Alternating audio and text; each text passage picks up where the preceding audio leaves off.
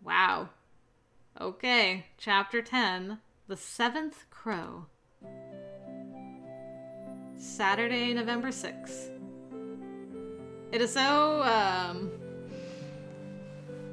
don't know what the word is I'm looking for, but, heart-sinking to see our girl with no life behind her eyes. Stay there. Don't let it get past you. The little creature they were after was not cooperating. It skittered toward one of the others on spidery legs, trying to get between their feet. Both of them crouched low, ready to stop it if it attempted to escape. It didn't get far enough to even try. Corvin chanted something softly, and the small creature fizzled. Corvin went to it and picked it up, carrying it to Nora. Well, here's another one. He set it on her lap, and it dissolved into light, fading into her and vanishing. Spencer and Allie both breathed a long sigh of relief. That one was hard. It was so small, too. Sometimes the smaller ones are more difficult. They can be pretty crafty, and they're usually harder to see, even for me. They're still a complete blur for me. I've gotten to where I can see them pretty well, especially the bigger ones. You're developing a surprisingly strong sensitivity to the paranormal. I'm surprised you can see them with any clarity at all. Then again, so could Nora. Allie wandered to Nora, leaning down to peer at her. There was really no visible change yet. You really think he's been a developing sensitive for a long time now? Probably. Given what Nora's told me, I imagine they both had a talent for seeing the supernatural even as kids. Coming face to face with an Ori-possessed Kara probably was the only push he needed to fully awaken that ability. Oh, that's great. So he has an ability, and so does she, naturally. So even though she's not in her fairy body anymore, they can still be part of the paranormal community. Whew, I was worried about that. I'm like, please don't let their memories be taken away after this. I really don't care when it started. I'm just glad I can be of some help. He joined Allie, sighing morosely as he studied Nora's blank stare. Allie straightened and gave him a gentle squeeze. How many memories does that make now? That was the 6th one today. The 24th total, though. Plus 2 dreams and a secret. He smirked slightly. That one was fun to catch. Allie turned red and looked away from him and Spencer both. What was that? It's no secret anymore anyway. Aww. The secret you found was that Allie liked Spencer and Spencer... Oh my goodness. So cute. Spencer gave her a teasing smile. At least you found out that Nora never told me. Allie elbowed him in the gut. If you weren't so dense, you would have figured it out on your own before now anyway. I was sort of suspicious. Allie looked at Corvin again. He was studying his grimoire, brow furrowed in thought. How many more do you think it will take? I don't know. I've never done this before. I don't even know if it'll work. It will. It has to. Even Merle thought it would. Corvin smiled wryly. I'm glad you find him more of an expert than me, despite that this is my specialty. Sorry. I can't help it if he just seems more knowledgeable in general. Corvin made a face at him, but immediately went back to his grimoire. Besides, gathering up fragments of Nora's soul isn't exactly easy. Even if she lived here for most of her childhood, just finding them is difficult, much less catching so many in such a short period of time. Many of them have probably already become prey to other things. I've never tried to hunt for so many specific Ori like this before. I wasn't even sure we'd be able to find more than 1 or 2. Well, we are able to. So we'll just keep looking until we find them all. I have too many things I need to tell her. Merle speculated that we wouldn't even need that many. With her body here too, it should only take a relatively small soul fragment to give it enough weight that it can pull the rest of it back in, no matter how connected it is to Rule. That's the theory. But, like I said, we've never actually done this before. She is getting better, I think. It honestly does feel like she's watching us sometimes, not just staring at nothing the whole time. It's only been a few days. We don't have much time. Mom and Dad are coming home tomorrow. If she's not better by then... Let's take a break for now. We'll take her to the murder and see if Merle can detect any improvements since yesterday. Plus, we need to get him to heal up the fractures. Corvin pulled out the gold key and looked over his shoulder as he set up the portal on the surface of a nearby tree. Allie, would you two get her to come over here? Nora, it's time to go. Come on, stand up. Spencer moved to her side, helping her to stand. I swear, she's never been this obedient in her life. It's weird. Don't worry, she'll be arguing with you again before you know it. You've found a lot of them so far, but even so, the only thing in her body is a relatively small soul fragment. You said it wouldn't take much. But we need more than what you found, clearly. I don't know how many more of her ori we can find. It is working, I think. Sometimes I can see a flicker of something in her eyes. I told you. Is there some other way to help the process along? Merle tapped his fingers against his chin, frowning slightly. Maybe something that would trigger a strong emotion would help, but otherwise it's just going to take time. We don't have a lot of that. If she's not at least somewhat functional by the time our parents get back. They'll probably hospitalize her, and then we won't be able to help at all. In that case, all I can recommend is that you try to rethink your hunting grounds. Consider places that will potentially have stronger memories haunting it. I think part of the problem is that the ori you found so far are all very small. That's the only reason they've even survived this long without getting eaten or horribly tainted. But even combined, they just don't have enough weight to pull the rest of her soul back. You need parts of her soul that are more potent. Like true love. Wait. He frowned as if mulling something over. Spencer? This might sound crazy, but... He stopped and looked at the people around him. What am I talking about? I'm sitting in some sort of paranormal cafe, discussing how to return my sister's soul with a witch and 2 wizards. You can't complain even if it does sound crazy. He sounds disturbingly like Nora these days. He's always been like that. I've noticed that. I can hear you. Ahem. What was your idea, Spencer?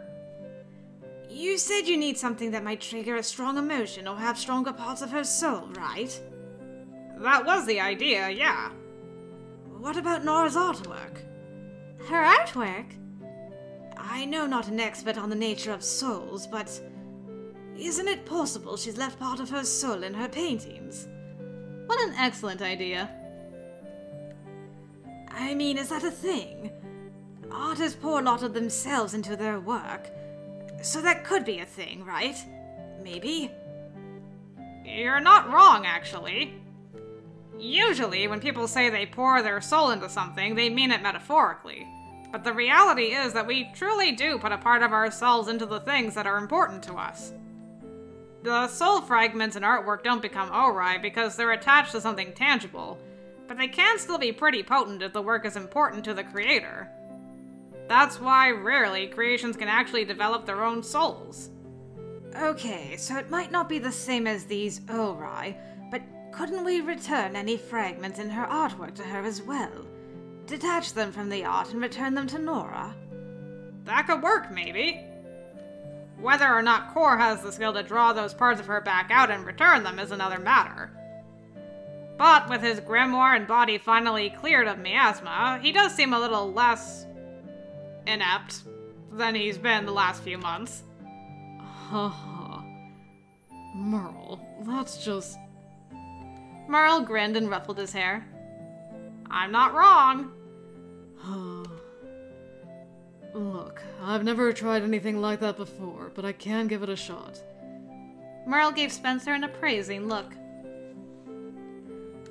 I thought you were just some human who was slightly sensitive to things, but you're actually pretty clever. Maybe I should hire you to come work for us. No, thank you. Just because I got pushed into this world against my will doesn't mean I like any of it. He really does sound like Nora, doesn't he? He does. It's a little unnerving. Good grief, you two aren't even whispering. Let's go. We don't have time to waste on this. Nora! Come on, let's go. Here, I'll help her stand. She's just like a doll. Don't worry. We'll get her back to normal. Come on, Nora. We're going home now. The group left the cafe and went back through one of Corvin's doors to Nora's bedroom. In between helping hunt down Ori connected to Nora, Spencer had spent time trying to clean up the damage to the house. It was mostly restored back to order. After some begging, Velos had agreed to repair the worst of the damages with magic, if only to keep Nora's parents from prying too deeply into what happened. Thank you, Velos. Everything else Spencer had cleaned up on his own. Thank you, Spencer. The room the four of them stumbled out into looked as if nothing unusual had ever happened in it. Come sit on the bed for now. I'm sorry, but we're going to go through your artwork. I know you hate that. Spencer went to her art corner and started to pull out her sketchbooks and go through her finished paintings. Allie sat on the bed with Nora, still trying to coax her into talking. Corvin joined Spencer. He picked up a strange painting that was leaning against the wall. There were several others like it, all neatly stacked together. What are these paintings? Those she painted recently, right before all of this happened. You might see some of you in there. Corvin looked through them slowly. The last couple of weeks must have been really rough for her. Yeah. We'll try to use these too. Really? Shouldn't we find some happier ones? These probably have particularly strong emotions attached to them. They'll be helpful. He gathered them up and carried the lot of them to her bed. Spencer also brought a number of paintings and sketchbooks. So what do we do now?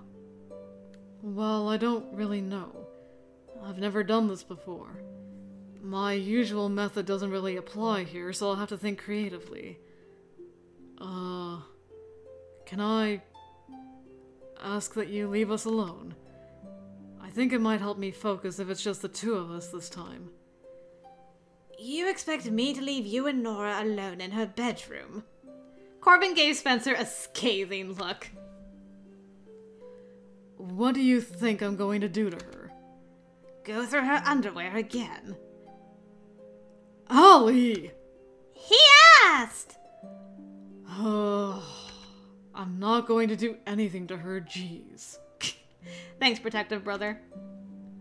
I already saw her underwear anyway. What was that? I said I just need to be able to focus. Mm-hmm. Please! Come on, Spence. We'll give you a few minutes, Corvin. She gave him a slightly pleading look as she pulled Spencer to the door. He didn't need any extra encouragement, but... Please make this work.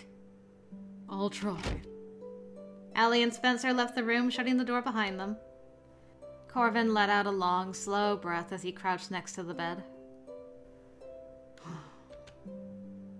He picked up one of the paintings and traced his fingers over the image. Sure enough, there were definitely traces of Nora's soul there, None of the paintings had absorbed miasma, so there was no need to purify them, only return them. I'm not really sure how to go about this, but I wonder what happens to a painting that has nothing of the artist's soul left in it. He took a deep breath and started chanting quietly, holding both the painting and the grimoire. Oh, it's a butterfly. The painting glowed briefly. A swirl of gold light curled into the air, took the form of a butterfly, and fluttered into Corvin's waiting hands. He smiled slightly. It's time to go home now. He held it out to Nora, and it hovered over the space above her heart before dissolving and fading away. Corvin peered down at the painting curiously. The traces of Nora's soul were gone.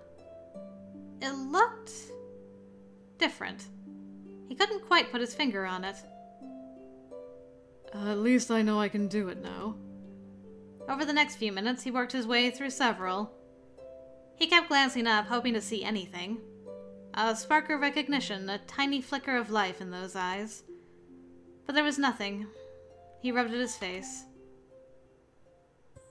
You know, Nora, I've been kinda tired lately.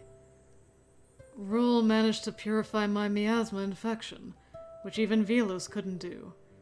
She even cleaned up my grimoire completely.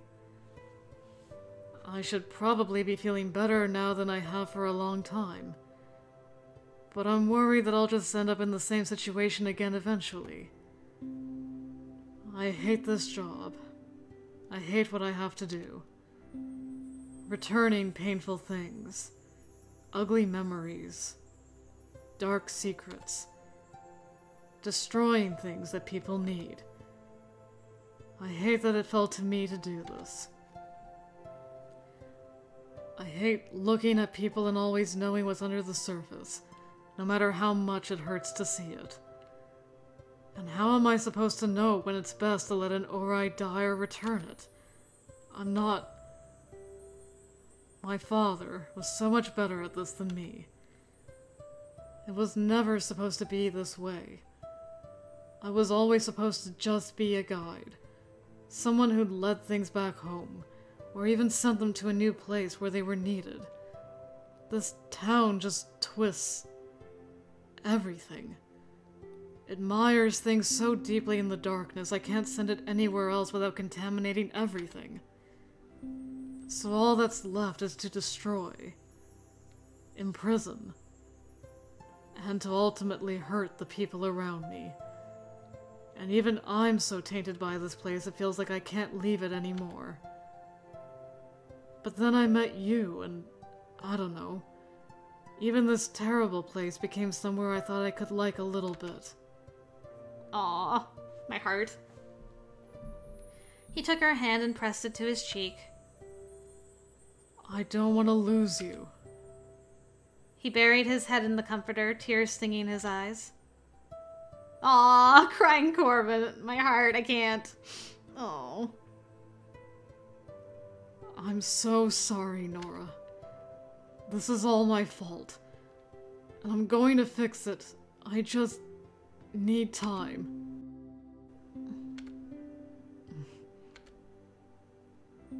I think I'm going to quit school. I don't know why I'm telling you this. I don't think you can even hear me right now. I just... He looked up and wiped his eyes with his sleeve. From now on, I'll work in the coffee shop with the others, and spend time trying to locate whatever Ori of yours still remain in this area whenever I can. I think it'll be better this way. If I don't spend time with people, it'll be easier to do what I need to do. I can't save everyone the way I want. Maybe it's better for people to just lose things that are hurting them, even if they can never fill that space up again. Even if they spend the rest of their lives looking for a way to close that wound. He laughed softly, bitterly. I'll kind of miss graduating with everyone, though. Corvin picked up one of the sketchbooks and flipped to one of the pages, wondering which drawing to start with. There it is. What?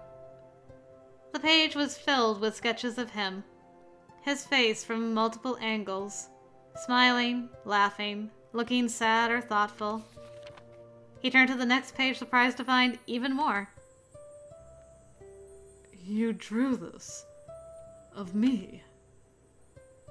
There was a little note under one, Airhead. That almost made him smile, because of course she'd say that. In spite of it, something about the lines felt gentle. Was it possible for art to feel gentle? He didn't really know, but as he ran his fingers carefully over the pages, he felt the warm swell of a soul fragment just beneath the surface. Is this really how you see me? Corvin moved to sit on the bed. I'm going to return this to you now.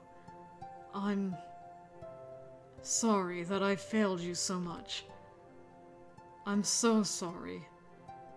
I know I've said it already, but I'm not sure I can ever say it enough. He chanted something softly, holding the grimoire and the sketchbook together on his lap. There was no visible change. Corvin clenched his hands tightly and looked away, feeling defeated. I should have known I wouldn't be able to pull this off. I'm sorry. He buried his face in his hands, shoulders shaking. Guess who's back? Wherever I was, whatever dark corner that had been my dwelling for so long, finally faded away completely. That faint, sad voice, the one so familiar that it hurt, had been steadily growing louder, clearer. I heard him talking about school, and then he was apologizing. There were tears in his voice, and I wanted to tell him it was all right. I was all right. There was light. Now there's my girl. Oh my goodness. I've got so many tears, like, just creeping at the edge of my eyes through this whole thing. I'm like, I can make it. Oh my goodness, the feels. Ugh. And the light faded to familiar surroundings. I took what felt like the first breath in days, and everything was suddenly so real. The feel of the comforter, the light filtering through the window, and Corvin's voice as he wept beside me. This poor boy. I'm so sorry. Of course, Corvin was the first thing I saw when I finally returned to myself. It would be him. I reached for him, setting my hand on the top of his head. He jumped at the sudden touch and looked up at me, shock written on his tear-streaked face. Nora! He looked tired, worn out, sad. I tangled my fingers in his hair and pulled him into a hug. I'm back. Sorry it took so long. I hadn't exactly had a good sense of time while I was wherever I was, but I knew it had been a while. Nora. His voice was hoarse and shaking. I moved my hand through his hair, wondering at the softness. It really was stupidly silky, wasn't it? It's magic hair. More than that, though, I could feel again. It was such a relief. Corvin pulled away, clutching my shoulders as he stared down at me wide-eyed. How? I didn't even get a chance to answer. He crushed me to him, hugging me tightly again. Are you really back? Well, I mean, I'm talking to you. Or would be if you weren't trying to suffocate me in your scarf. Yep, she's back. He released me and stared down at me, an elated grin pasted on his face. How did you... what... I don't know exactly. I don't really remember a lot of what happened. Well, Rule shared some of it. She told me what happened after the fight with Kara. You two could communicate with each other. Not at first. But eventually we sort of could. Not so much in words as pictures, dreams. I yelled at her a lot. Well, that does sound like you. It was kind of refreshing to finally be able to do that. Anyway, I'm not sure how I got back. There was just suddenly light in the darkness. And I could hear your voice. Really softly at first. It sounds weird, but I just followed that sound and suddenly I was here. I swatted him on the forehead. That was sudden. And don't you dare quit school. You heard that? Faintly. I see. If you're worried about your work, then you need to just fix your resolve, not isolate yourself. And if you're worried about not being able to withstand the miasma, then you need to get stronger. And don't ever say something like you being tainted or something again. If you want to leave Pine Hollow, then I'll drag you out of here myself and take you somewhere you can do your work the way it was meant to be done. But don't just give up. And stop blaming yourself for what happened to me. I'm back now, so... I was abruptly cut off when Corvin leaned forward and kissed me. I wasn't finished talking yet. But I didn't push him away. I wrapped my arms around him tightly and pulled him closer. It was so gentle, so sweet, that it warmed me all the way down to my toes. Corvin finally pulled away and rested his forehead against mine. I can't believe I've been completely ripped off of 2 kisses that I haven't been able to see. I just had to read about them. You just got back and you're already lecturing me. Because you're being dumb again. He laughed quietly and tightened his arms around me. I missed you so much. Ahem. So did we. Yeah, I was gonna say, there's a couple of other people that are anxiously waiting. I tried to let go of him, but Corvin held me even closer and set his chin on top of my head as he looked toward the door. I miss her more. I don't want to share her yet. Deserved. Allie and Spencer spilled into my room and practically dogpiled me at the same time, managing to shove Corvin off the bed. Oof! You're back! Oh my god! It worked? Allie, that was mean. And yes, it seems so. Thank God. I couldn't even tell whose arms were where as Corvin joined in the group hug. I flailed my arms slightly as someone else's covered my face and blocked my air supply. Ah! Whose head is that? Who do you think? I pried the arm off my face and took a deep breath. Someone better pay attention to where their hand is and move it before I break it! I was just about to start hitting people when they all pulled away. I heard Corvin's sheepish laughter as he ducked for cover. That... Jeez! I just got back and you people are already trying to suffocate me! Someone folded me into another tight hug.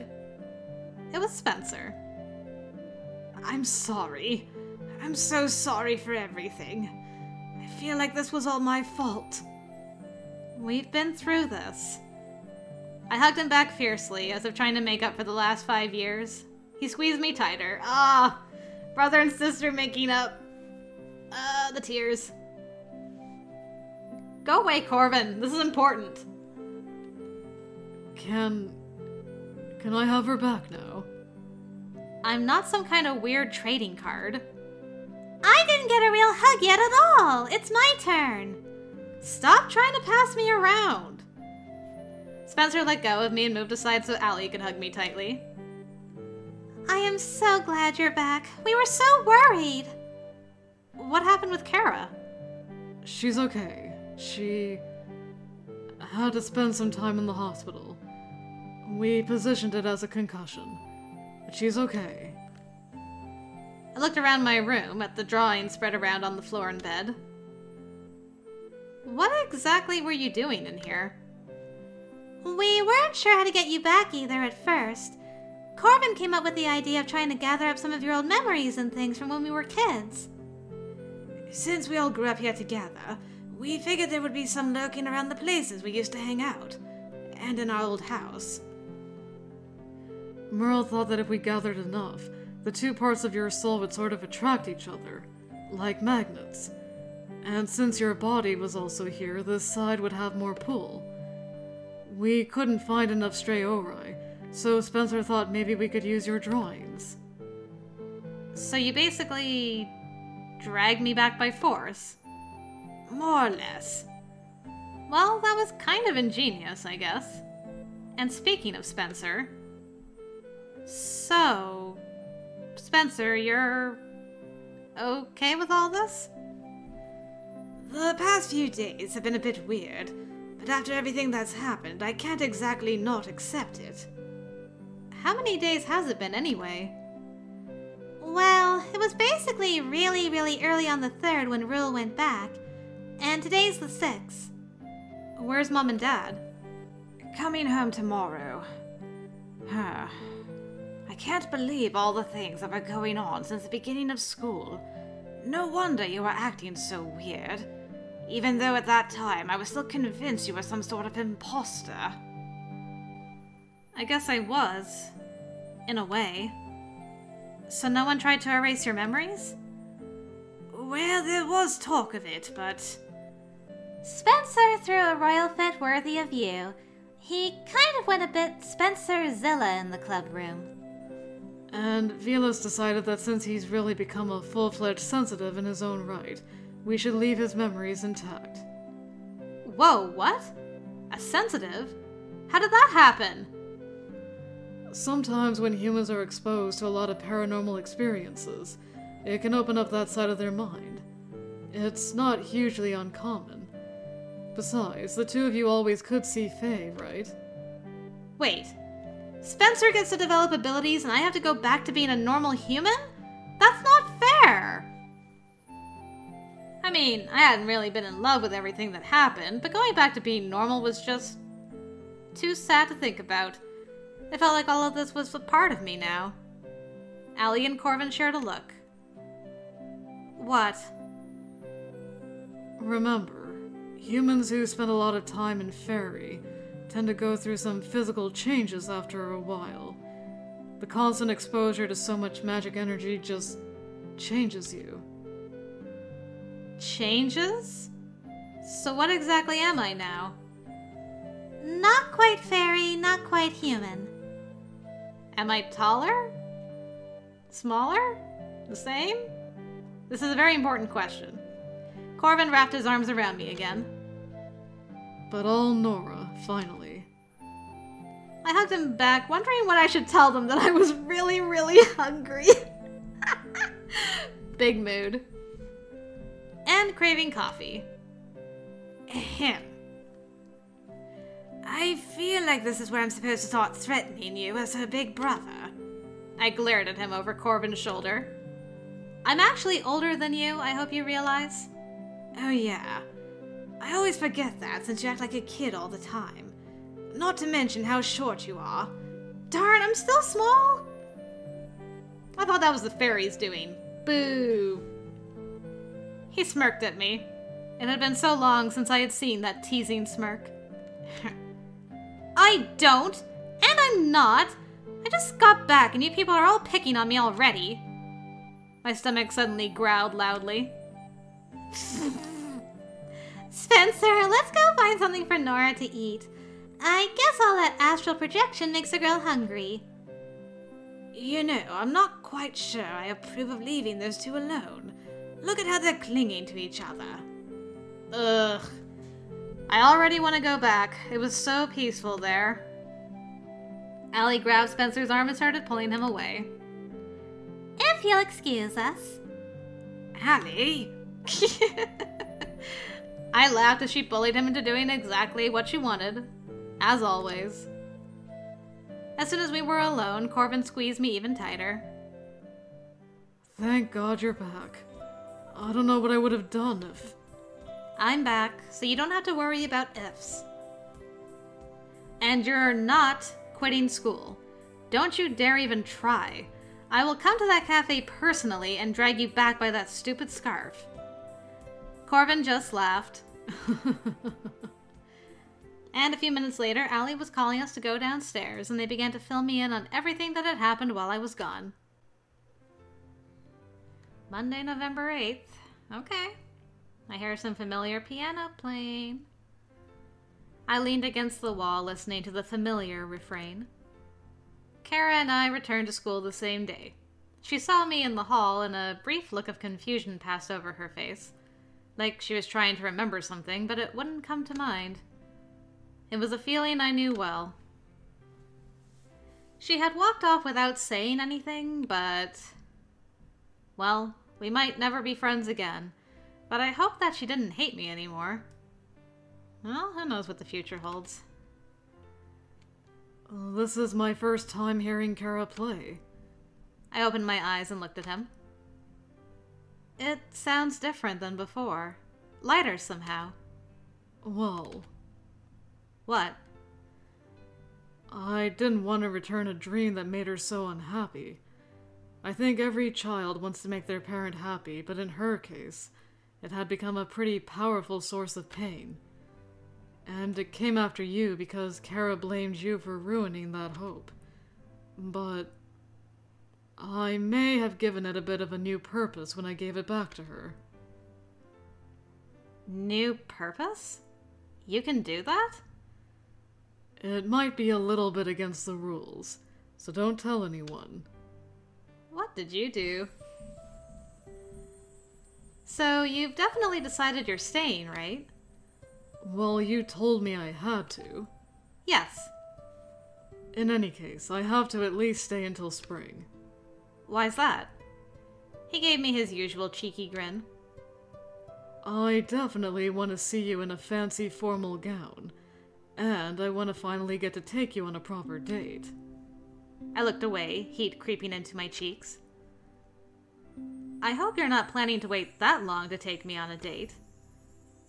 I'm going to take you on a date every chance I get going forward. Every day. Well, that sounds terrifying. Hey, Nora. Yes. He pulled me close. I really, really like you, you know. I smiled up at him. I know. Getting Star Wars vibes. Oh, finally! Third time's the charm! We got the kiss! Oh my goodness, I've been waiting ages for this. Look at these two in their hair. Their child is gonna have such luscious hair. I'm so jealous. Maybe she did grow a bit. You know? Unless they're sitting down. Because she's almost as tall as him in this picture. He kissed me again, his arm sliding tightly around my waist. One of my hands fluttered uncertainly to his cheek, his silky hair drifting softly between my fingers. I couldn't quite stop the faint smile as I held him close. It had been a pretty long and winding road. Not to mention stupidly dramatic and dangerous, but...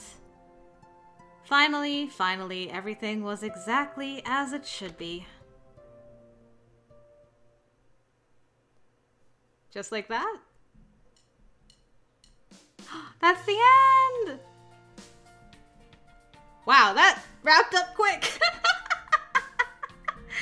Ah! Ended with a kiss. How about that? Oh my goodness, I loved that. What a great start to this game. I'm so happy we had a narcissist to begin. Even though I did want to shake him multiple times, I will admit. Oh, but that was great. Fantastic writing, beautiful art, great characters. I'm in love. And I'm already anxiously awaiting my next roots that I'm gonna do. I was mightily distracted numerous times from Corvin. Sorry, Corvin. But Corvin, you're good. You're a good boyo. Even though you and Nora, rather. Whew, man, you guys gotta learn how to communicate. Otherwise, you're gonna be in big trouble going forward. But that was great. I thoroughly enjoyed that so much. How many bad endings are there? Where's my sticky?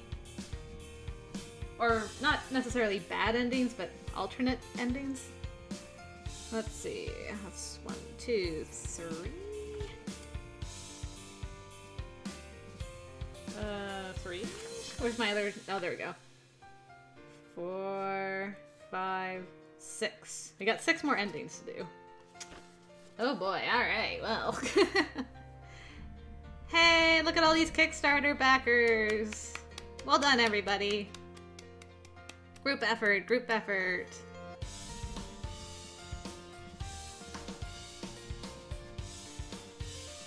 So awesome. I like the song, too. A very, very special thanks to our patrons. Nice. Very, very nice.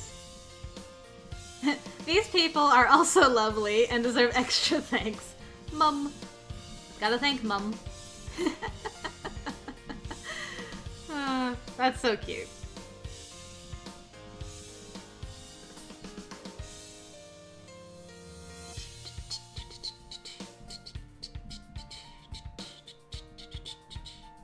Oh, this is stuck in my head.